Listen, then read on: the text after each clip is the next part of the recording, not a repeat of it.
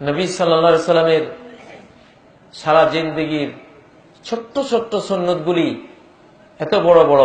সাম্প্রতিক আমেরিকা একজন বড় ডাক্তার ইসলাম কবুল করেছেন। ঘটনা কি? ঘটনা হলো উনি একজন মুসলিমা রোগিণীকে বললেন যে তোমার ছেলে অসুস্থ, তাকে ডান কাতের উপরে শোয়াবা, ডান কাত করে শোয়াবা, তাহলে হার্ট রিল্যাক্স মোডে থাকবে, লিভারটা মুক্ত থাকবে। বাম কাতে শুলে খাদ্য হজম হতে 5 থেকে 8 ঘন্টা লাগে, ডান কাতে শুলে খাদ্য হজম হতে 2 থেকে 4 ঘন্টা লাগে। আল্লাহু আকবার।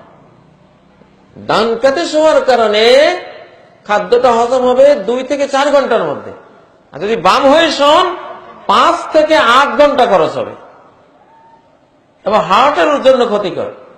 যখন ওই ডাক্তার মুসলিমা মহিলাকে বললেন যে তোমার সন্তানকে ডান কাত করে শোয়াইবা, মুসলিমা মহিলা উত্তর দিলেন যে এটা তো আপনি কি শিখাবেন, এটা আমার ধর্মীয় শিক্ষা।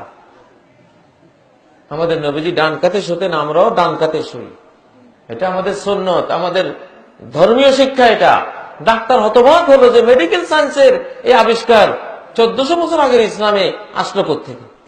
পরে যখন সে হাদিসের কিতাবে এটা দেখলো, সে মন্তব্য করলো যে এই ধর্ম কোনো মানুষের ধর্ম না, এটা আল্লাহ। এই একটা হাদিসের কারণে ওই ডাক্তার ইসলাম কবুল করেছে।